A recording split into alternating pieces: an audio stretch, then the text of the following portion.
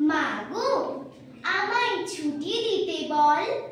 সকাল থেকে পড়েছি যে মেলা, এখন আমি তোমার ঘরে বসে করব শুধু পড়া পড়া খেলা।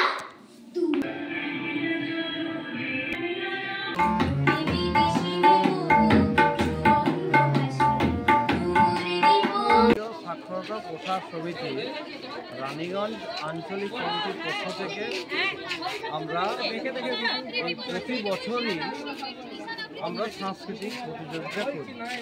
এবছর আমরা সাংস্কৃতিক প্রতিযোগিতা করছি। আপনারা জানেন যে আমরা সাক্ষরতা, সচেতনতা এবং সক্ষমতা এই তিনটি স্লোগানকে সামনে রেখে আমরা কাজ করে আসছি। আমাদের 31 বছরেরও বেশি পুরাতন সংগঠন। আমরা মূলত কাজটা করি, আমরা যারা গরিব মানুষ, যারা অত্যন্ত অসহায় প্রান্তিক মানুষ, ড্রপ আউট ছাত্রছাত্রী, তাদেরকে যাতে শিক্ষার মূল স্রোতে ফিরিয়ে আনা যায়, যাতে তাদের শিক্ষা অসম্পূর্ণ না হয়, যাতে তারা ড্রপ আউট না হয়, তার জন্য আমরা শিক্ষা সহায়ক কেন্দ্র আমরা গঠন করি এবং বয়স্কদের জন্য আমরা গঠন করি এবং এই কাজটাই মূলত আমরা করি। এটা হচ্ছে আমাদের একটা অরাজনৈতিক সংগঠন।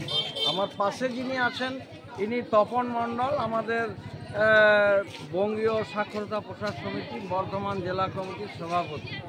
আমরা সারা পশ্চিমবঙ্গ জুড়ে আমরা এই শিশুদেরকে শিক্ষার স্বার্থে আমরা কাজকর্ম করি, কিন্তু এটা সরকারের কাজ, এটা কেন্দ্রীয় সরকার বা রাজ্য সরকারের কাজ হচ্ছে শিক্ষার ব্যবস্থা করা। কিন্তু তখন এরা যখন এটা পারে না বা করার মানসিকতা থাকে না, তখন আমাদের মতো সংগঠনকে এগিয়ে আসতে হয়। আর সেই কারণে শিক্ষার আরেকটা অঙ্গ হচ্ছে সংস্কৃতি। শিক্ষা এবং সংস্কৃতি দুই হচ্ছে পরস্পরের পরিপূরক।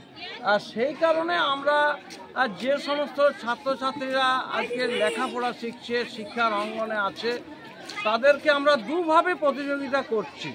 এক হচ্ছে পড়ুয়াদের জন্য, যারা ওই অসহায় ছেলে, যারা ড্রপ আউট ছেলে, তাদেরকে নিয়ে আমরা গত 21শে ডিসেম্বর আমরা প্রতিযোগিতা করেছিলাম। তার আগে ওদের সাংস্কৃতিক, তার আগে আমরা মূল্যায়ন করেছিলাম এবং মূল্যায়ন করার পরে তাদের প্রতিযোগিতা করেছিলাম।